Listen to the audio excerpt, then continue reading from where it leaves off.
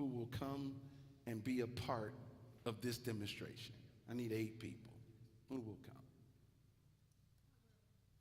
All right. Come. There's a Pastor Willis calling folk out. Come on up here. Come on, you good. You sit there. Come on up here. All right. I got 2, I got 4, I got 6. All right. All right, that's right. Yeah, come on, that's good. All right. I love y'all so much, guys. I you know what? Give me 2 more people. Come on, Miss Williams. Come on, Ali. Come on. That's good. That's good. Give me that. That's it. All right. And Brandis, come on. And Prophetess Diane, come on. That's good. That'll do it right there.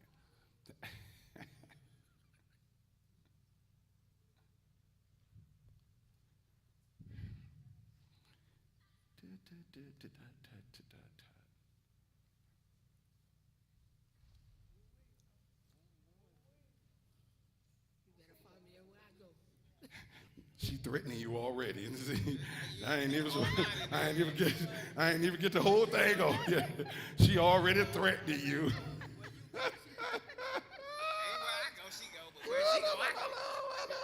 Jesus.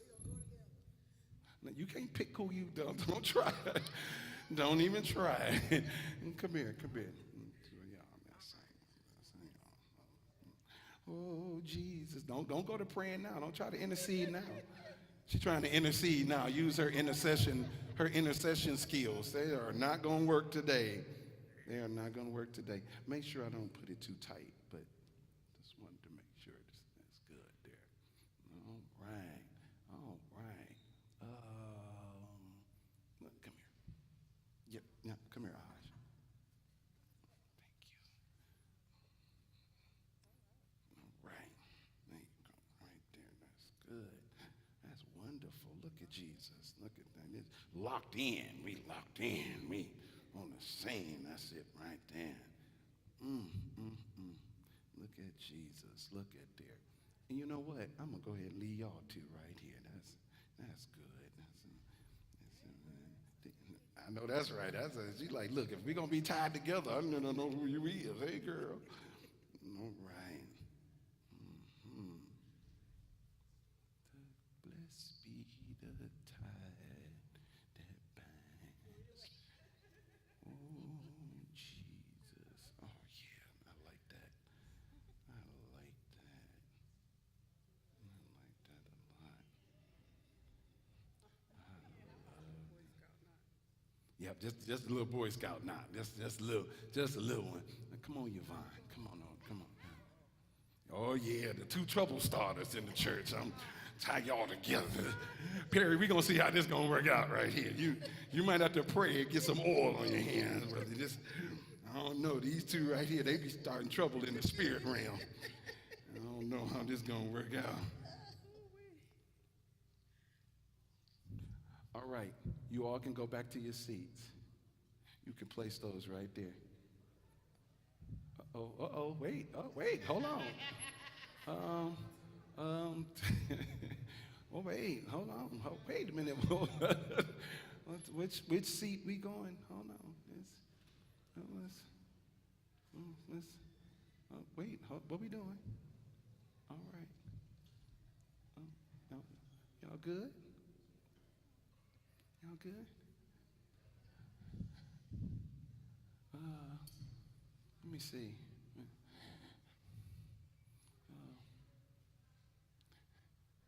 Sweetheart, you. Yeah, you. Come on. Huh? You gonna stay in here with us, or you want to go to class today? Which one you want to do? She like, I think I want to go to class right now, and I don't want to come up there with y'all. Which one you want to do? You staying in? Okay, well then come on. If you want to, you can definitely go after if you want to. Because we want to teach you how to make big money. Your mama wants you to learn how to make big money. So, but you don't have to go right now. But that's what Pastor Patrice say. Your mama wants you to learn how to make big money, for her, not for you. For her, not for yourself. Pastor Love,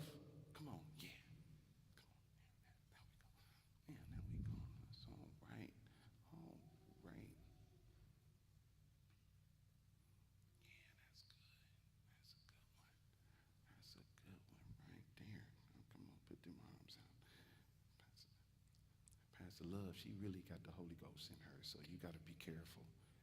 Because she go to that other church while she be in church. She go to that church, Floorside Tabernacle. So you have to be on your P's and Q's with her. When she go down, you go down. You know, because it might be like that. All right, y'all can go be seated. Thank you very much. So a few things happened when I tied you to the person that you tied with. The first part was sheer panic. Y'all were shocked, right? The other part was for those who didn't get tied to somebody that's praising Jesus that I didn't call you. It's just like, praise you, Lord. He did not call me. You were sitting back there like a ostrich, thought that if you closed your eyes, I couldn't see you no more, right? But a few other things happened as well, right? One of the things that happened is how you had to come to an understanding of trusting the process. And the reason why I started with this demonstration is because I want you to know that this is truly how commitment to membership should look. That when you say you are a member of any particular congregation, what you are saying at the same time is that you are willing to tie yourself to those who are your fellow members. And if you don't begin to look at church congregation in that kind of way, you can never truly grow or experience the truth of the power of God in your life. It is this kind of tying together that is going to cause the entire church to be pulled up when Christ returns. It's not going to be one by one. It's going to be those of us who are tied into each other, who are literally connected to each other, not by last name, not by blood that runs through your vein, not because you share family lineage, but simply because of the commitment to live out your adoption through Christ. For when Christ died for us, resurrected for us, he did so that he might be a connector between all of us. It's the reason why when he comes back for the church without spot or wrinkle, you're trying to figure out how can that happen when the entirety of the congregation, everybody individually, all have different kinds of blots and have different kinds of flaws and different kinds of wrinkles. But the truth of the matter is, when we are tied together, when I look at one person, they might have a wrinkle in one area, but the other person doesn't. When I look at one person, they might have a blemish in their garment, but the other person might not have that blemish. And so when you begin to see it in that manner, you can't see the one little flaw that I have because you're looking at all of us that are tied in together. And if we don't begin to live like that, then we'll never experience the true love of God, which moves from heart to heart and breast to breast. I love the connotation that uses because it doesn't say mouth to mouth. It doesn't say ear to ear. It's not about what you heard about somebody or what you saw about somebody. It doesn't say eye to eye. It says heart to heart and breast to breast. That means literally that we have to be willing to touch each other, that we have to be willing to allow ourselves to be connected in ways that are not necessarily clear to the physiological eye, but it's a heart thing. Look at your neighbor and say, it's a heart thing. And I wonder what kind of church TLC would be if everybody was tied to everybody else like me. Uh-oh.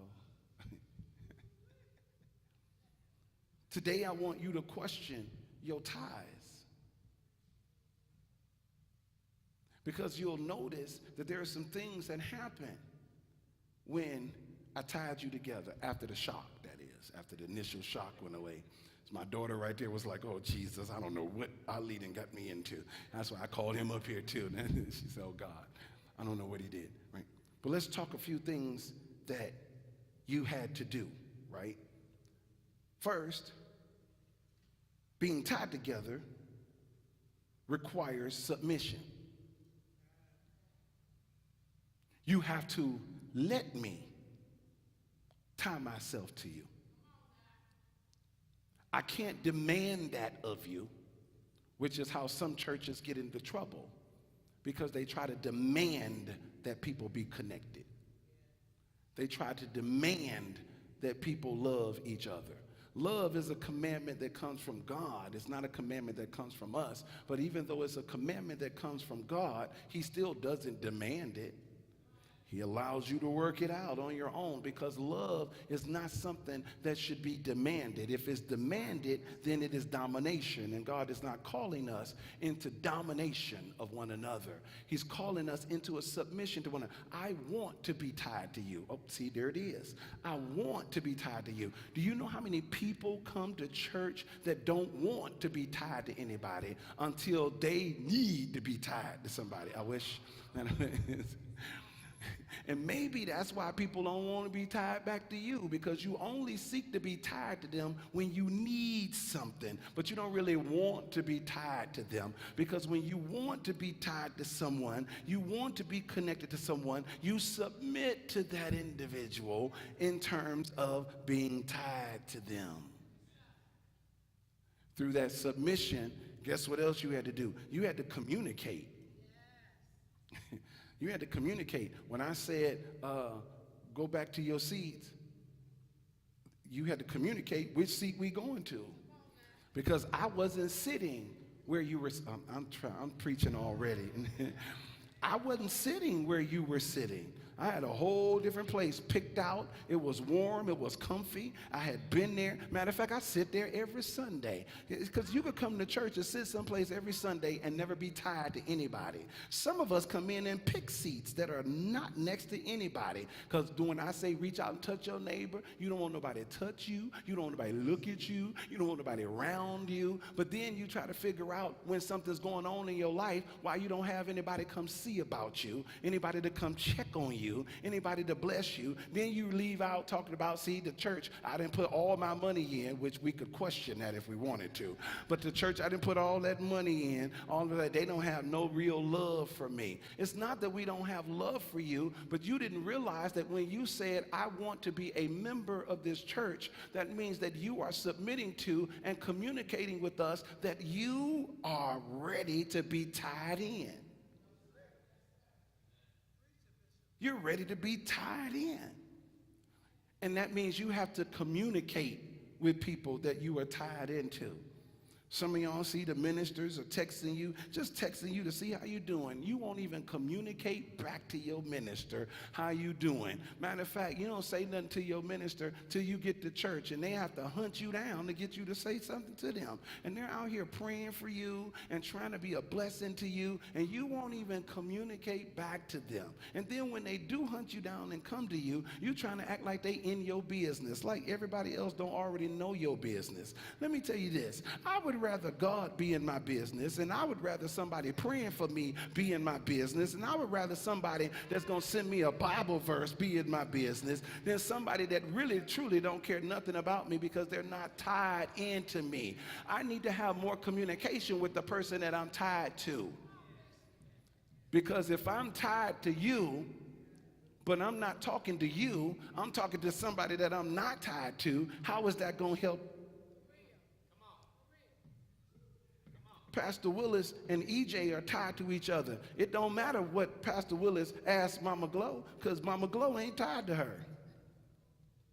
So she can ask Mama Glow, should I go over here and sit? And Mama Glow gonna look at her and say, I don't know where y'all gonna sit. Because Mama Glow gonna say, y'all tied together. I wish I had a witness in this house. You're tied together. Why are you coming to ask me something that you need to be working out with the person that you tied to? You have to communicate. Say, I'm tied in, so I got to talk. I'm tied in, so I got to talk. I got to talk. I got to talk. Because the next part is figure it out. We people who are tied together, we got to figure it out. We got to make some decisions. We got to, because I might not want to sit where you sit, because you might be sitting next to somebody that I don't truly like. And you might not want to move your seat, because if you move your seat, then you got all your stuff over there, and then you're going to have to be inconvenienced, because now you got to move all your stuff, and you got to move it all the way over here. And some people don't want to be tied in because it's an inconvenience. Some people don't want to be tied in because they don't want to be tied in to everybody. See, the way this goes, I only tied you to one person. But think of it this way. In the congregation that you joined, you really are saying you're going to be tied to everybody. You don't get to have picks and chooses on who you're going to be tied to. And that's why I wanted to make sure I didn't tie my daughter and my son together. I said, nope, you got to be tied to somebody else. Just because you came in together don't mean that you're going to be tied to. You are taking on being tied to people that you might not like, to people that might not smell the way you want them to smell, to people that might not talk the way you want them to talk, to people that might not have arisen to the high places of the spiritual realm that you claim to be on yourself. You might be tied to somebody that don't know how to pray. You might be tied to somebody that haven't figured out tithing and offering yet. But it doesn't matter, because if we all tied together, Jesus doesn't see me, he sees us. So we have to figure it out. Some people are going to be really upset with me this year because they come to me and they want me to figure stuff out for them as if I'm the guru. No, I'm starting to send you to the people you tied to. Because everybody can't be tied to me individually. Hear what I just said. Everybody can be tied to me, but not tied to me individually. Everybody want to hook their rope around my arm. I can't drag everybody along with me. But what I can do is, if I'm tied to you and you tied to so-and-so, and they tied to so-and-so, and they tied to so-and-so, and they tied to so-and-so, when I move, you move, just like that. Did y'all get the song?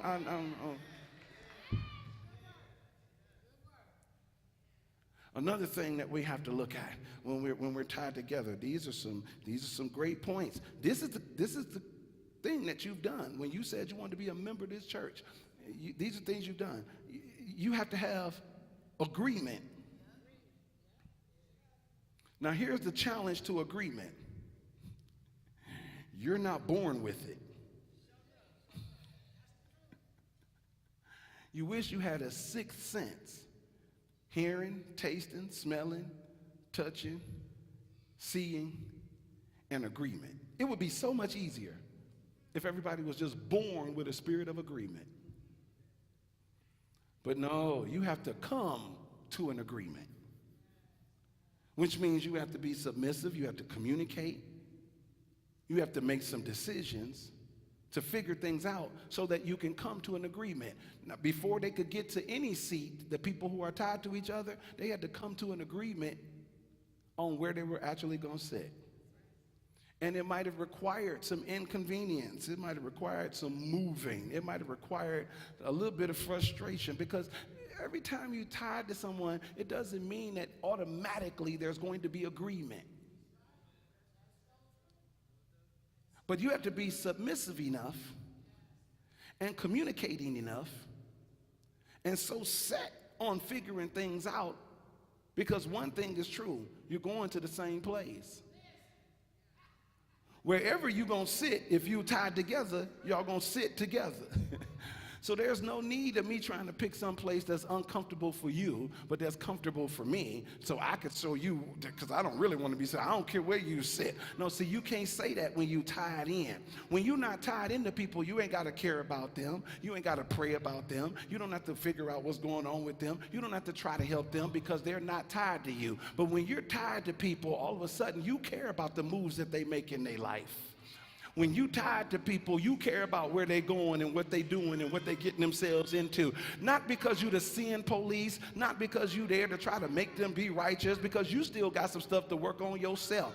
But what you do want them to understand is that if we're going to end up in the same place, we got to move together. So I need to know how you move, and you need to know how I move, and I need to know what your challenges are, and you need to know what my challenges are, and I need to know what your struggles are, and you need to know what my struggles are. I need to know what your fears are. You need to know what my fears are. Lest we run into a spider and I'm still trying to go and you scared of spiders and you don't want to go that way. I need to know what's on your mind. I need to know what phobias you have. I need to know where you're really trying to go. I need to know what you're really trying to do. I need to know how much money you're really trying to make. I need to know how you're willing to make that money. I need to know where you're willing to go. I need to know who you're willing to be with. I need to know, all of a sudden I'm concerned about who you marry and who you have kids with and where you're going. Why? Because you tied to me, and I don't want you out there just messing around with your life, because my life is too important for me. I got places to be, people to see, I got things to do. I don't have time to be messing around with you if you're going to the wrong place.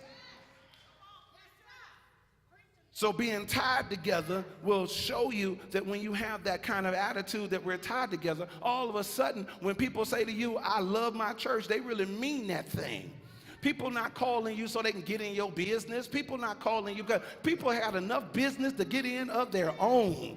Busy people are busy on their own. Look, there is not one prophet that's in this ministry that's dying to be in your business. They wish that God would leave them alone about you. They wish that they could get some sleep at night on their own. They don't care. Nobody, if they had their way, they wouldn't have no dreams about you. They wouldn't have no poetry about you. They wouldn't write no songs about you. You wouldn't even be in their thought. But God has willed it that way because we're tied.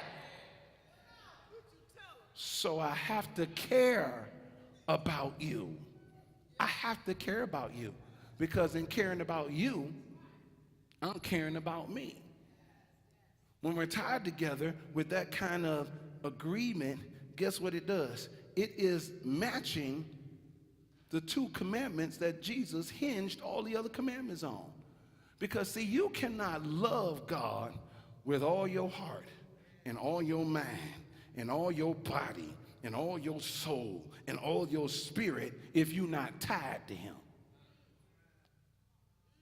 I didn't say you couldn't love God. I'm saying you can't love God with everything that you have and everything that you are if you're not tied to him. See, we have to grow in that kind of love, because you don't start out loving God like that. You can't. It's impossible.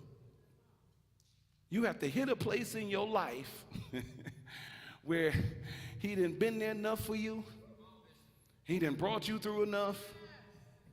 You done fall down and got up, because Satan is just the sinner that fell down. You done sang the song. You know which way everything's going. And then all of a sudden in your life, you just start realizing that you got more days behind you than you got in front of you. And you just start realizing that your little beard didn't turn gray, and it don't matter how much black you spray paint on it. It don't matter. When you get in the shower, it's going to run down the rest of your chin. You start realizing that you got to buy more and more and more weave to cover up the head that you got. Come on, somebody, when you start realizing that you can't see as far as you used to see, and can't walk as far as you used to walk, and can't run as fast as you used to. You used to be a fighter, jump in there and fight anybody at any time, but now you think twice before you even say something back to somebody, because you realize I'm not the spring chicken. You could get to a place in God where you realize, you know what, I might as well. Because if you've been tied into me all my life, even when I wasn't tied into you, the least I can do is want to be tied back to you. And maybe you can't get where you're trying to get with God because you're not ready to truly tie in. But I'm praying that you will be. Oh, but let's not stop there, because some of us think that we are only required to tie into God. But the second commandment, Jesus said, is love thy neighbor as you love yourself. Uh-oh, wait a minute now. Now, he didn't, y'all, because this is where y'all go. Well, he didn't say that. He didn't say I had to love my enemy. Hold on. He said, love your neighbor as you love yourself. Your neighbor should no longer be seen as an enemy. Because if they are tied to you, wait, hold on. How are they a neighbor? Neighbors usually live on the same block. Houses, uniform, on the same block. When I had neighbors, I couldn't say that one person in the house was my neighbor, but everybody else in the house next door wasn't my neighbor. If they lived in the house next door to me, they were my neighbor. And the closest people we were closest to on the block, we were close pretty much to everybody, because y'all got to know the Harris family, but we're not talking about that, Roosevelt. We ain't going to bring that up.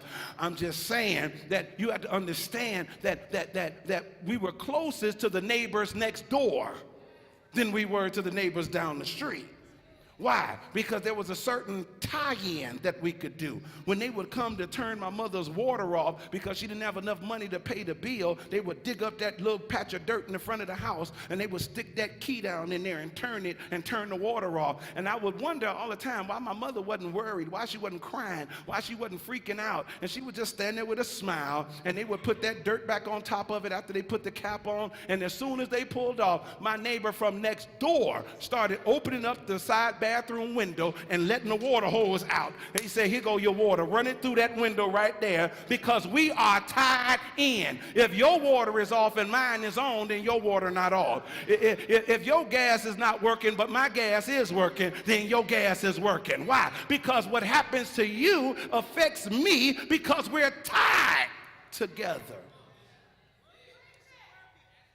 You see the kind of church that I'm asking for here. Y'all thought I love my church just automatically meant that I just get to say I love my church, and you thought that stopped at STL time. No, STL time is a byproduct of the love. The real love is you tying into each other. Can you feel your neighbor? Can you see your neighbor? Can you touch your neighbor? Let me give you just a couple more of these. People who are tied together must be intentional. You can't be guessing that you want to be tied together. You can't be wishing that you're tied. Some of y'all right now, you trying to act like you single and loving it, but you're not. You want to be tied to somebody so bad. Oh, Jesus is on the main line. You better tell him what you want.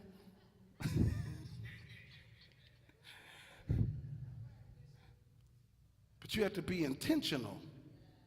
Some people get married and then get divorced because they weren't intentional. They just said, I love he. I love she.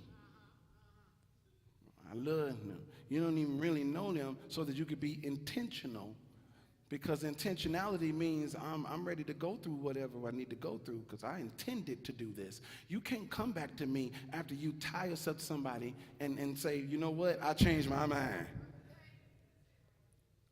Now, I intentionally made this decision. And when I intentionally make a decision, nobody else can talk me out of that decision. It's amazing to me how many people get talked out of church.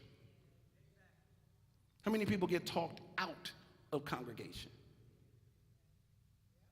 Because they believe the person that's talking them out of the congregation, and they forget all kinds of intentionality. That's the reason why PW and I, we don't have anybody to tell us that, you know, I'm with you for life. We like, oh, hold your horses, so slow down. Because more people that tell us that they committed to us for life, and they committed to us, they sold out to us. We've seen it. I'm not talking about something I read in a book. And I talk about over and over and over again. People will say, I'm right, I'm locked in. And I'm like, really? Where you go then? And Paul said about Hymenaeus and some other fellow apostles, he said, I know that they were never truly with me, because if they were ever truly with me, then they would have never left me. And a sign that they could leave me is showing that obviously they were never truly with me, because people who are truly tied into me can't leave me. Jesus said, my sheep know my voice. And that's not it. And another, they will never stray.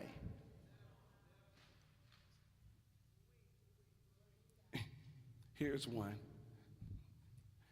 Influence.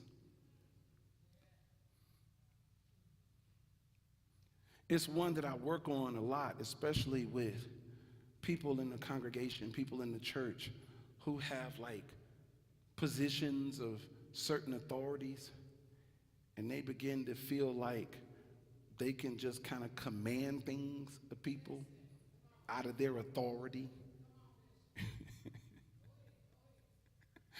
only to hear people pop back off on them because they like, you ain't tied into me. How you gonna tell me what to do that you're not willing to do yourself? Because you're not tied into me. Because if you were tied into me, you would know you don't have to demand me to do that. I wanted to do it anyway. If you were really tied into me, you would know that I want to do that, but I don't have the ability to do that. But I have the heart to do it. If you show me how to do it, then I'll do it. But when you just walk in because you got a collar around your neck, or because you on the praise team, or because you got some kind of authority, just thinking that people gonna do what you tell them to do. No, people follow people with influence. And people have to submit to the influence that you give them. How many of you have ever had to go buy a car before, or ever had to go buy furniture or whatever before? You hate the experience because you know when you walk in that store that there have been people who are trained to know how to make the sale, baby. And you know, I used to watch the Cosby Show, and he used to get took every time because he just knew what he was doing. Like, no, they can't talk nothing over on me. But look, I'm telling you, people are trained. But that's not how we do things. In the church, we ought not be cold selling things to people. We should be winning people with the influence that we have. And influence takes relationship. Influence takes me knowing who you are and you knowing who I am. And I understand it doesn't happen overnight, but it does happen. Everybody that's tied together, lift your hand. Put them down again. Everybody that's tied together, one of you lift your hand.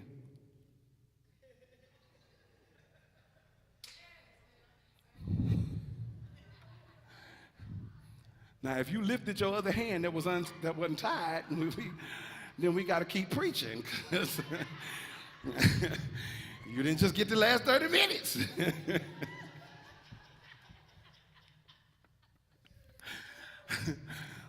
You were supposed to lift one person, and it was going to show that you still lifting both hands. But never mind. I'm going to give y'all another shot at that because y'all didn't see that one coming, and I'm going to give you another shot at it later on, right? Last one is trust. Well, the Bible says don't put your trust in no man. Put your trust in God. I didn't say put your trust in man. But sometimes you have to trust the people you're tied to. I didn't say you have to turn your back on everyone. See, the reason we don't want to deal with trust is because we've been wounded before when we were over-trustful. And now our self-defense mechanism won't let anybody. I don't trust nothing that nobody say. Well, if you going across Gratiot and you don't see the truck coming, and I yell out to you, hey, get out the street, a truck is coming, that might be a bad time.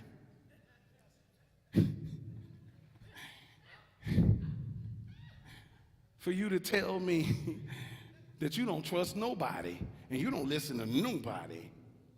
Maybe that's the reason why your life is so up and down, because you don't listen to nobody. Maybe that's the reason why you're always struggling to get up, because you don't listen to nobody. Maybe that's the reason why things never go right for you, because you don't listen to nobody. The Bible says that there is safety in a multitude of counselors. That means people that you have put in your life that can give you some counsel, because you trust the fact that their experience has given them wisdom that you have not yet lived.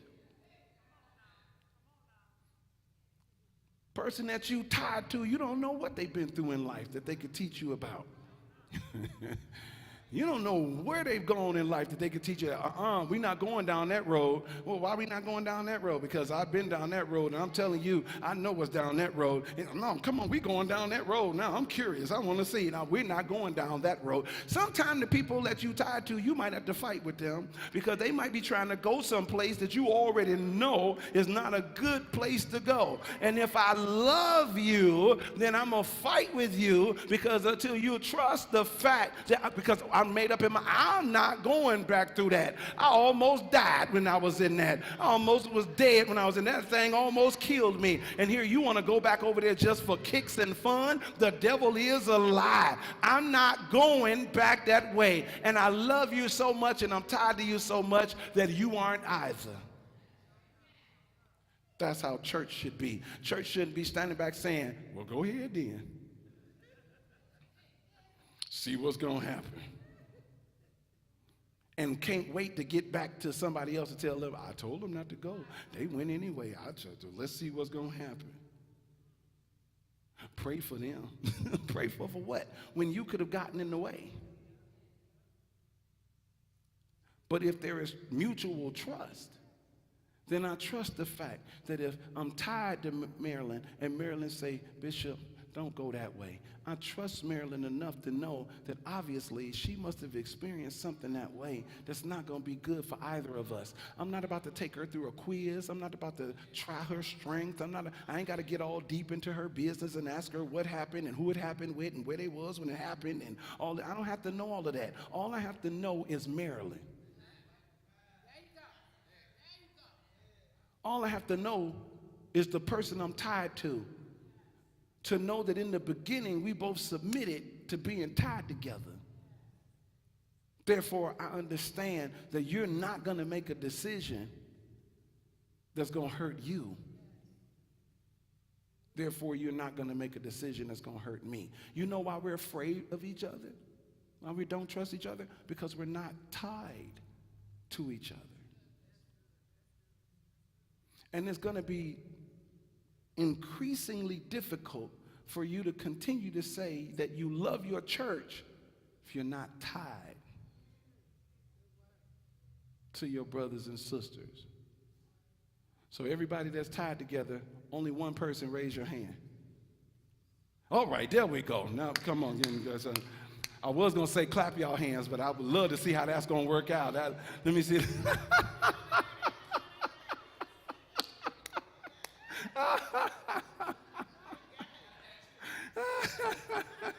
See, you really got to work together to figure it out. Oh, clap. Wait. There we go, man. And it's funny because different people tied together clap differently. I don't even have time to talk about that one, but I'm just saying. Up here, Pastor Willis and EJ, they use the same hand and just clap. And then Ali and Oz, they use the same hand. They just clap like that. They was like, yeah, there we go right there. Some of y'all was like, nope, we just going to raise both hands and then we'll clap our own hands. See, it doesn't matter, though. You got the job done. And you got the job done together.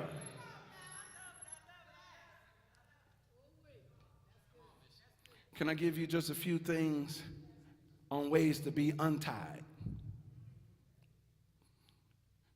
This is important because not all untyings are the same.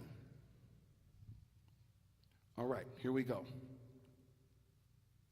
When I tied you all up,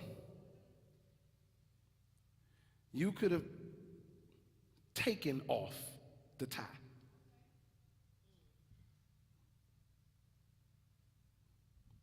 People who will take off the tie are usually people who don't really trust the continuation of being tied together.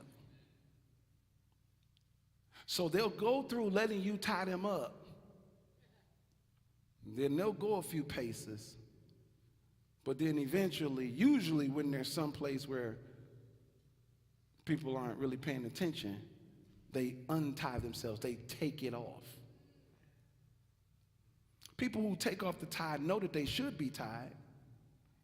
People who take off the tie know that they could be tied, but for whatever their own personal reasons of distrust or whatever it might be, they simply take it off. Second way is the tie could break off. That's a harder one because you have to literally put energy into breaking the tie. Those of you that have your hands tied together, just softly, gently pull in the opposite direction. That's when you could tell when people are trying to break off the tie, because there is that tension that's present because they're trying to break off the tie. You got to put energy into breaking the tie. That's not something that just easily or simply happens. It's amazing how people come to me acting like they don't know what happened in the relationship or their tie. But then when I start hearing the entire story, it's because they broke off the tie. Maybe they were angry, upset, frustrated with that person, so they broke off. And if you break what's tying you, it's hard to put it back together again. Another way, you can cut off the tie. When you cut the tie off, it's almost like breaking, except it's a cleaner, less energy-driven way to separate yourself. In other words, it's a slick way to separate yourself. See, everybody would notice if you were trying to break yourself off. But everybody might not notice that you done slipped in some and cut yourself off. We know people who cut themselves off from the congregation. When you see them at the gas station, they tell you they still a member.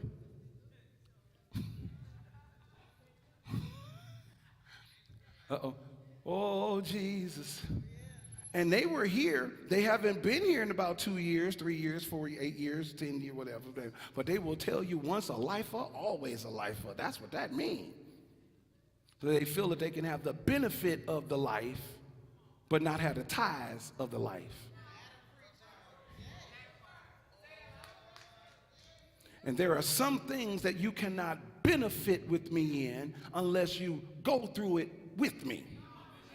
And there are some things that in order for you to go through with me, you wouldn't go through it if you were free, because your free mind wouldn't let you. But if you tied to me, then you'll have to go through that with me. Now you can reap the benefit on the other end if you willingly say, we're in this together because I'm tied to you.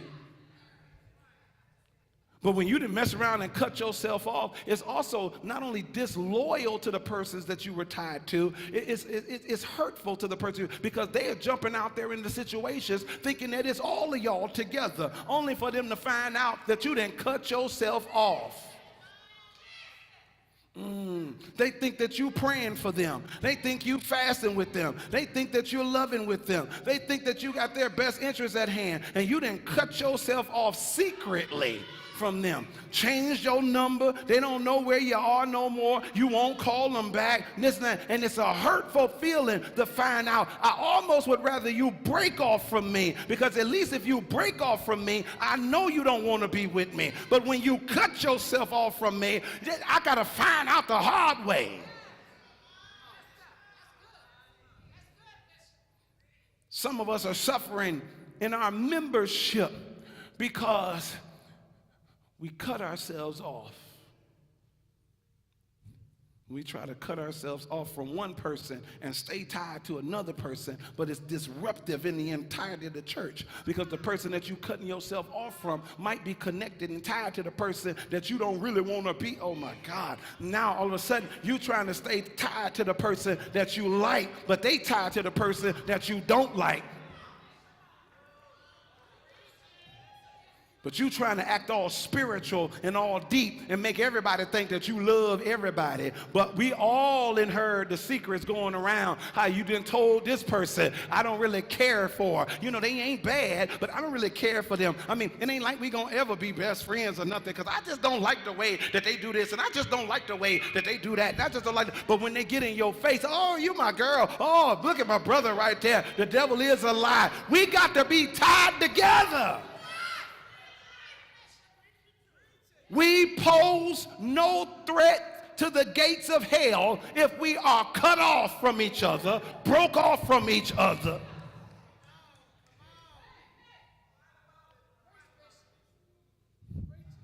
But this is the saddest one. When you all were walking back to your seat, the rope that ties you could have slipped off.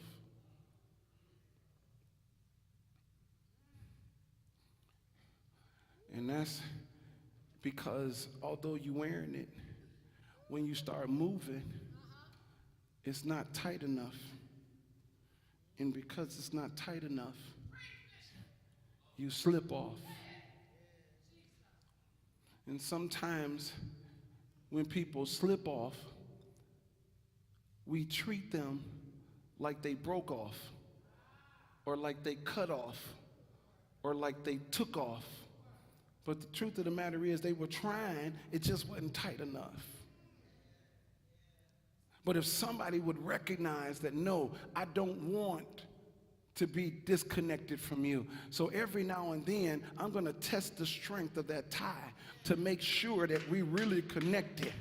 Because I don't want you to leave out of here and think I got an attitude with you and all of a sudden we're not speaking to each other. No, no, no, no. This relationship is too important to me. I don't want to leave out of here and then you frustrated with me because I did something and you felt like you couldn't talk to me about. Every now and then, I got to test the strength and make sure that we still good? We still good. Then let's go. Then we move a few more feet. We good? We good. Let's go. We still together? We still together. Let's go. We still walking it? We still walking it. Let's go. We still love each other? We still love each other. Let's go. And sometimes, like Jesus did Peter, we get frustrated because we just think that people should automatically know that we're tied in tight to each other. But every now and then, Jesus said, no, I'm going to ask you 3 times. I'm going to ask you so many times until I'm satisfied with the answer, because I want you to tell me the truth. If it's too loose, then we need to tighten it up. If it's too loose, then we need to fix it. If it's too loose, I don't want no space in there for the enemy to get in. I don't want no space in there for me to slip and lose my grip. I don't want no space in there where we're not praying for each other. I don't want no space in there that I get lost. I don't want no space in there where I'm over on my own. I want to make sure that I'm really connected. Look at your neighbor and say, make sure it's tight. Make sure. Make sure it's tight. Make sure it's tight. Make sure it's tight. Matter of fact, test it right now. Make sure.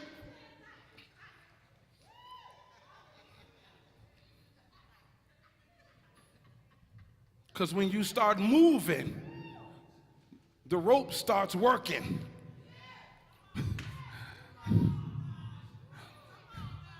So every now and then, if you're really moving, every now and then you got to, oh no, let me tie this back up. Let me try to come here. Let's tighten it again. Put a little tight. We ain't got to make it so tight that we lose circulation. I ain't asking you to police nobody. I'm not asking you to be dominant over nobody. I'm not asking you to be so tight that everywhere they go, you right in their face. So, ooh, what you doing? Ooh, where you going? Ooh, who you with? Ooh, I'm telling. Ooh, I'm afraid. Oh, I'm not. No, I'm not asking you to be there. I'm just asking you to be tight enough to where you can use your influence to say, maybe not that one. Maybe not. Maybe we should. Let's try. Because I want to make sure we tight. I almost preached that. Just we tight. I know you love your church, but are we tight? I know you love me. I'm not saying you don't. But I'm asking you, are we tight? Because if we're not tight, we find ourselves in this story of Ruth. How so, preacher? It's so funny because the book is named Ruth, but the story is really about Naomi. I was confused in the beginning because I was like, Ruth didn't go through half the pain. Naomi the one that got dragged off to another place because she was following after her husband like she was supposed to, because she was tied to her husband. And even though she didn't think it was the right thing to do because God said don't leave, her husband said we going anyway, and she was being a good wife. Oh, never mind. I'm not going into that. I'm not, Mama. No matter how much Evangelist Latasha look at me, I'm not going to preach about that.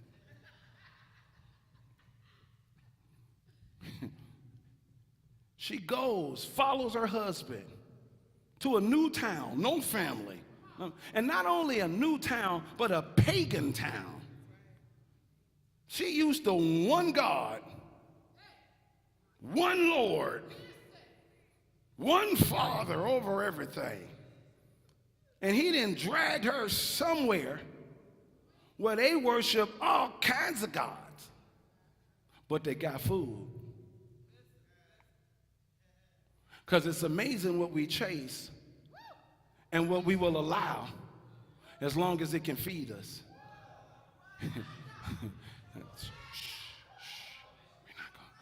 That's really a PW message right there. That ain't even, it's working itself out in her head right now. She already planning sometime next month to come back and kill y'all with that. How many things our appetite will just allow us to go to, even though we know we shouldn't be there.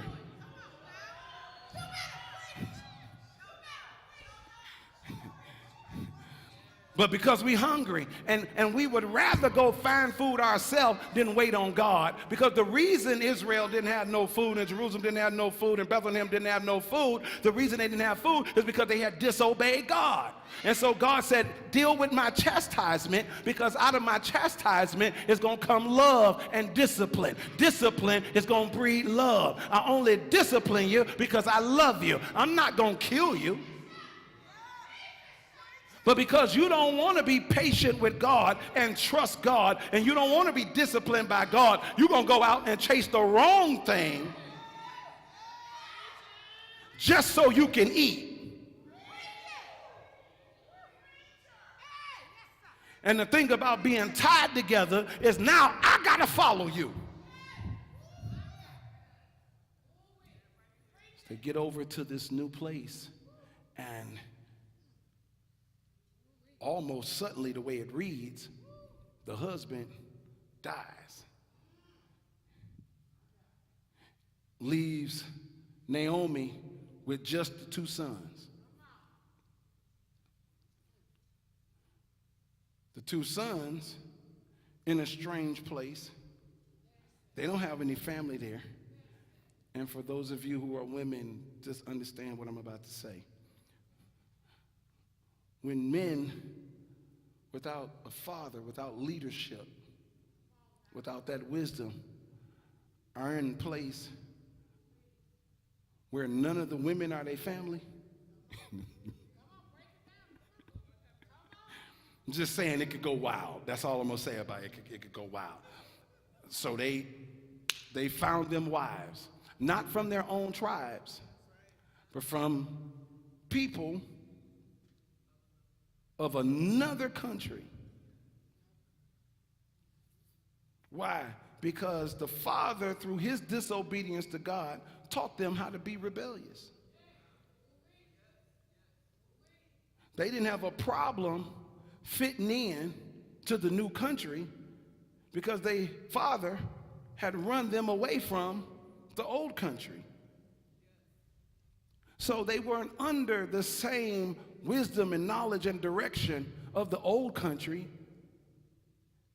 They weren't taught things like you should only worship the one God, who is the Lord thy God. They didn't know anything about Elohim, Jehoshaphat, they didn't know anything about any of them. All they knew was what they saw in front of them, because that's what we do with our kids. When we forget to teach them the old ways we do to them, we put them in a new world, and then we shock that they live indifferently. Now we want to tell them stories about how it used to be and what used to happen and how nice people used to be. This and that. And they're looking at you like you're crazy, because to them you are crazy. They ain't seen this nice world you talking about. They ain't seen this nice neighborhood you talking about. They have no idea. All they know is what they saw. And then they marry what they see.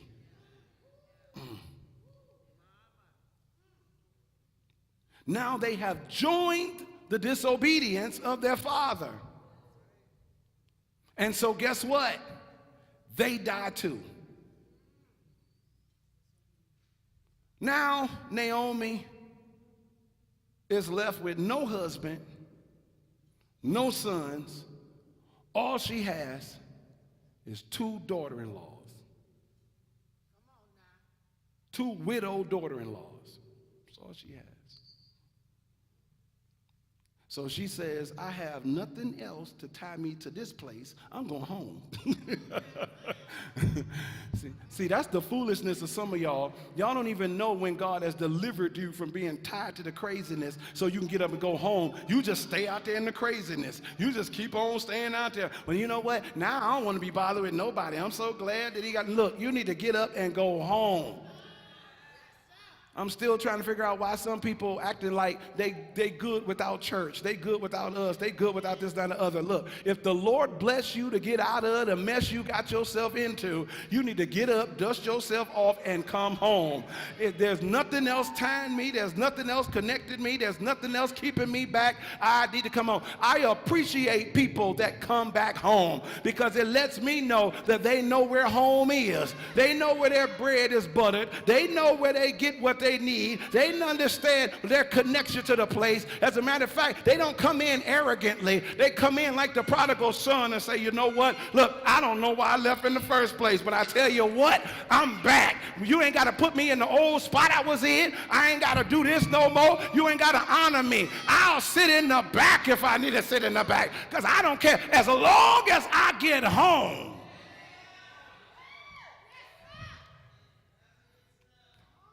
TLC, please, I'm just going to, one time I'm going to hop on this. Please don't let people convince you that your church ain't nothing. I'm trying to tell you, y'all be listening to people. You know, got them church people, them old TLC, talk about they full life. Them old TLC people, they going to do this and that and the other. But you eating here. You growing here. You getting the love you need here. Why are you going to listen to somebody that's not getting what you're getting? Define what you're getting. You eating every Sunday. If you come to Bible class, you eating every Wednesday. If you come to Sunday morning teaching, you eating every Sunday morning. Like, how many times do we eat? If you come on Saturday, you eating on Saturday. How many times do you eat? Some of y'all fat Christians, because you eat all his word and don't use none of it, but that's a different message.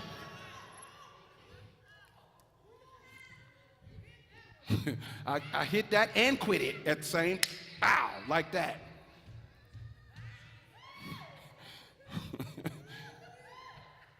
I was going to say, look at your neighbor, tell them you too heavy, but don't do that, because they might be offended. They might get offended. We're going to stay in, Mama, I'm going to stay in the word. I'm going to stay in the word. Naomi says, I'm going home. I was so happy to read that part of the book. This woman has been through enough. Jesus, go home. She didn't even care. Look, she heard that it was food back in the land, that God had forgiven the people and was showing mercy. She said, oh, that's all I needed to hear. I ain't got no husband to tell me I can't go. I'm trying to figure out, some of you single people ain't got no husband, but you got a man. Ain't got no wife, but you got a girl. I'm just saying, how you don't have no ring to tie you to somebody, but they get to tell you when you come to church, when you can't come to church, where you can go, who you can serve, what you can and can't do. That's one of the only songs of Beyonce that I like. If you like it, you want to put a ring on it. Don't be running around telling me what I got to do and what I can't do for the Lord. You ain't bought this. You ain't tied into this.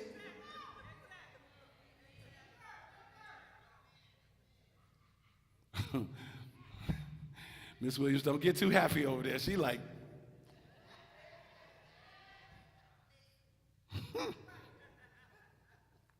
Naomi say, I'm going home.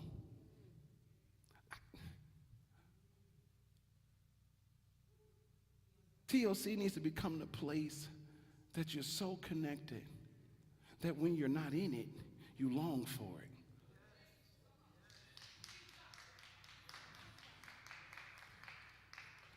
Like, people who casually miss Sundays like it's nothing, I'd be like, how do you do that?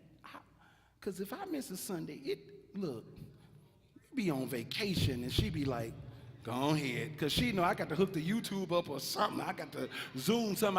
I just need to see, because I don't know. Whoever preaching today might say something that I need. See, it's not just about me. It's the microphone. If you get on the microphone, God can use anybody. And he has used anybody.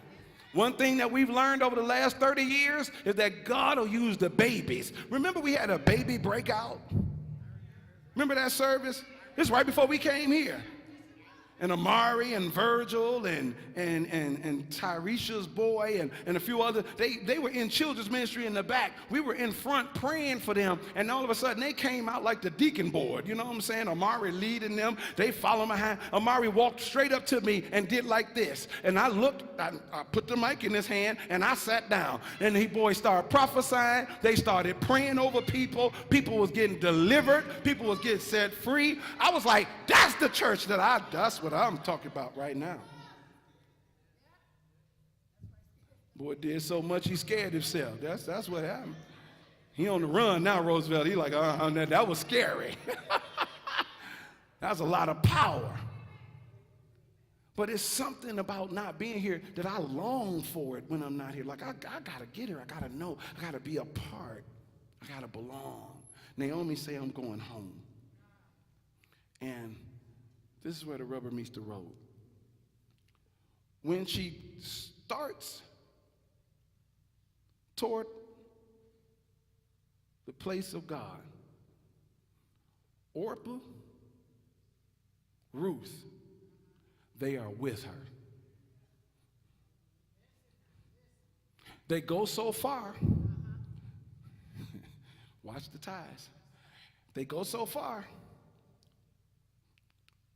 Naomi stops, turns around, and says, hey, y'all don't owe me nothing. I love y'all too much.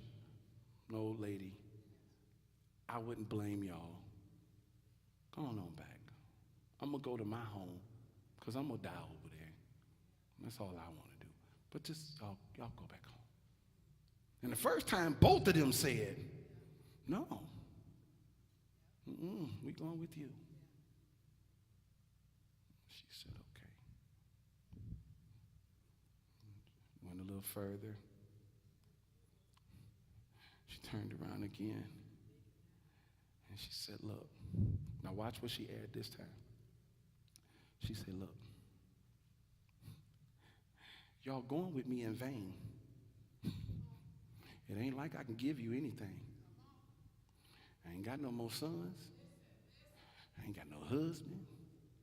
I'm old. And even if I get married tonight when I get home, and even if God should work some miraculous miracle that bypasses time and age, and I get pregnant by him with twins,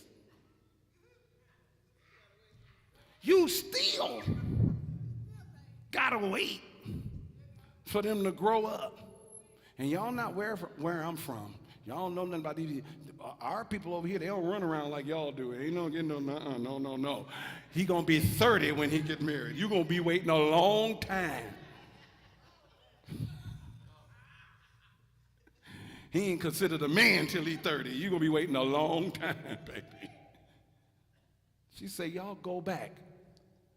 Here, we see Orpah's not tied.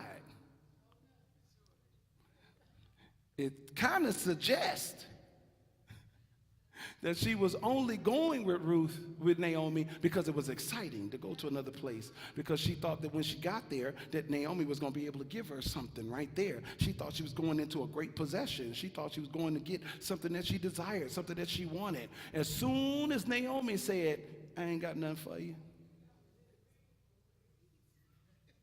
Because the easiest way to find out who tied to you and who not tied to you is to tell them that you ain't got nothing for them.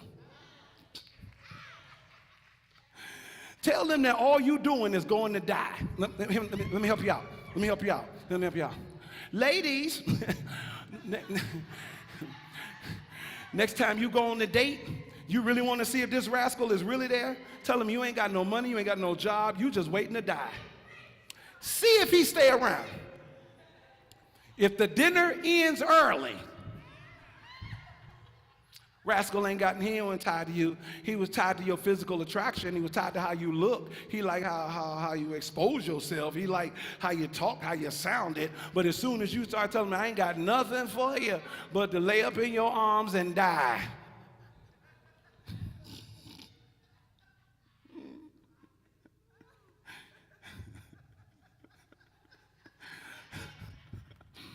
Y'all can see how that date going already. Make sure he pay for dinner before that. Because I'm telling you, if you tell him before that, you probably, he out of there.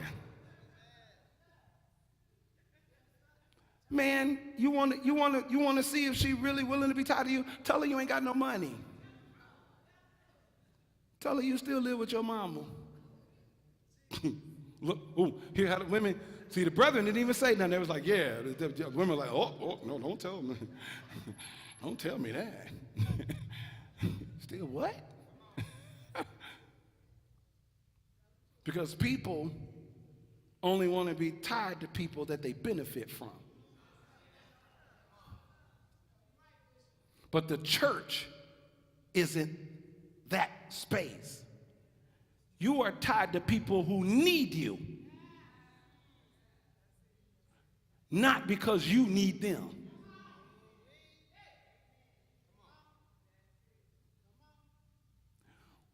At least let there be a mutual need.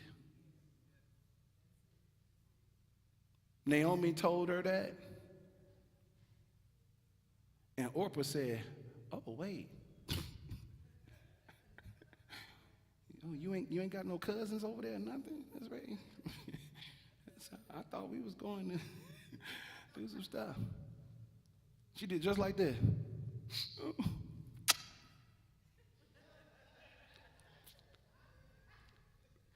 Because the Bible says she cried. She said, oh, Jesus. Because people cry when they leaving you. People cry like it's a bit, oh my God, I don't really want to leave all the time. They backing up. I really don't want to go nowhere. I wouldn't leave you if it wasn't. I'm trying to tell you, I'm with you. Me and you shall never part, my king. And you sitting up here thinking that they tied to you and it's hurting them so much. They can't wait to get back to the house.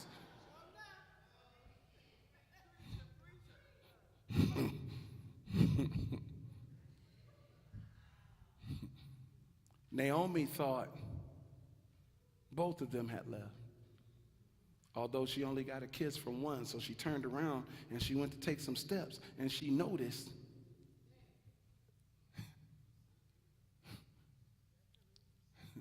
Ruth is holding it. She because see, Ruth doesn't know where she's going. Ruth following her. So she got her on the arm. She like, where we going? And she realized, wait a minute, hold on, wait. She turned around a third time. And she said, you're not listening to me. I'm telling you, you need to go home. I don't have anything for you. I'm changing my name. I'm so messed up. Change my name from Naomi to Mara. I'm bitter. I'm frustrated. I'm sad. That's how I know I'm going to die when I get home, because I got some stuff to say to God. How you going to punish everybody when I didn't even do nothing? And now I'm over here, my husband dead, you done took my sons from me. And so this is all on you. I'm mad. And you should go home. And now you get to see what tied together look like.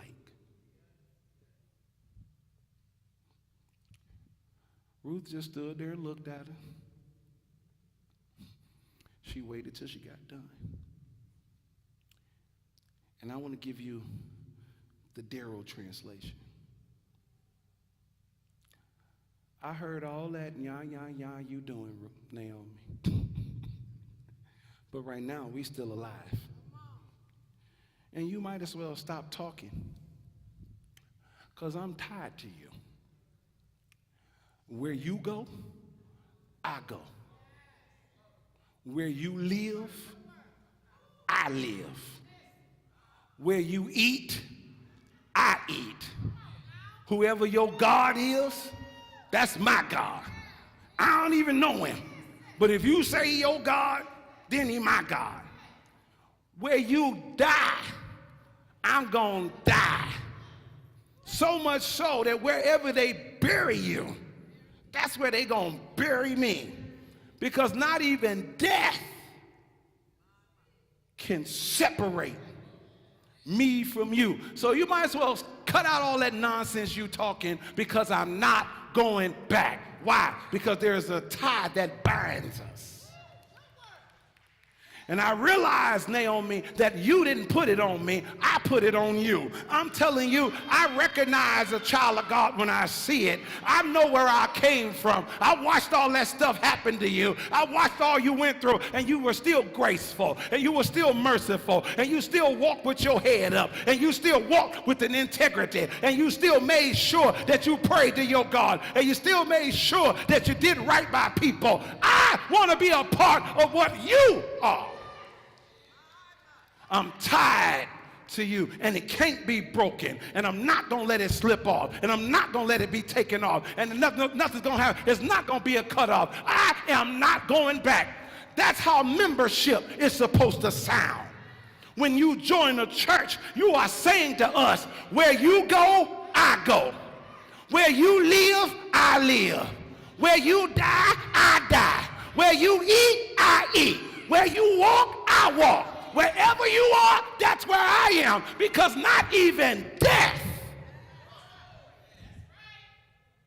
And if we had that kind of membership here at TLC, every time we said, I love my church, there would be a spirit of breakout and a spirit of joy, because what that used to sound like is, I'm connected to a person that's going all the way with me. I'm tied to a person that's going to move with me. I'm tied to a person that's going to pray for me. I'm tied to a person that's going to fast with me. I'm tied to a person that's going to edify me. I'm tied to a person that's going to correct me when I need to be corrected. I'm tied to a person that's going to fight with me. I'm tied to a person that's going to stand with me. I'm tied to a person that's going to talk to me. I'm tied to a person. When you realize that that's where you belong, all of a sudden, when you say, I love my church, something happened in your heart. Because the truth of the matter is, back in creation, God created a space in Adam and Eve where only he could feel, and only the people of God could feel. That's why it's not the same with your best friend Pookie and Tookie. It's not the same. No, you need some people that's tied to you, because Pookie and Tookie gonna leave you as soon as you start going through something. But you gotta be tied to somebody that's spiritual like you, that's going to heaven like you, that ain't turning around like you, that ain't going to drag you to hell. You need somebody. I'm bound to you. If you're tied to somebody else, look at them and say, I'm tied to you. I'm tied to you. It can't break. Now, even if you don't have one of these around there, it's all right. You can come up here and get one and just find somebody, tell them, I'm tied to you. I want you to know that I am TLC, baby. I'm a member of the life where we are in this thing for life. I ain't going nowhere. I don't care if you get mad at me. I don't care if you talk about me. I don't care if you try to leave me. You can't get rid of me. I'm in your business. I'm in your face. I'm in your house. I'm in your mind. I'm in your heart. Why? Because I am a member of Total Life where we are in this thing for life.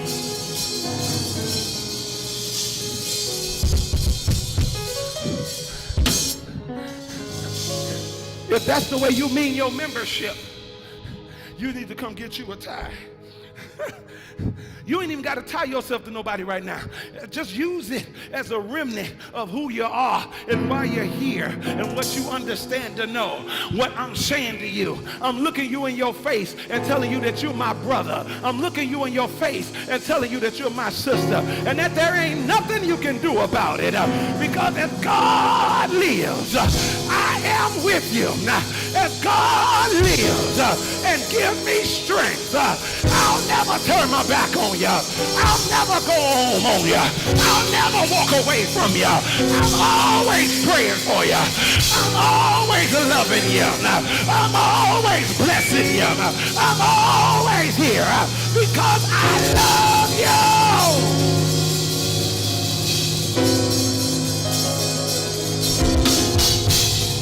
Now before you get to your seat, find at least 3 people and tell them I love you.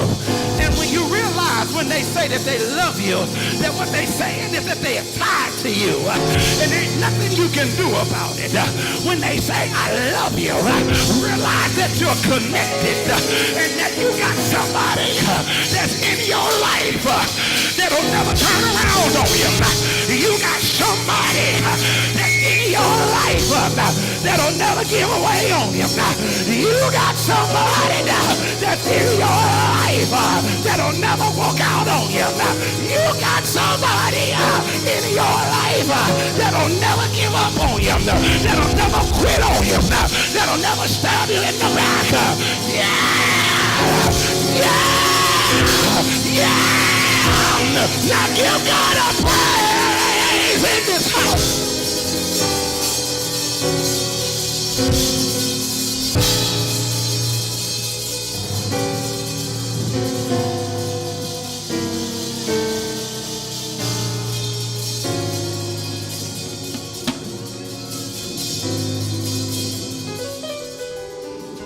TLC, are you tied in?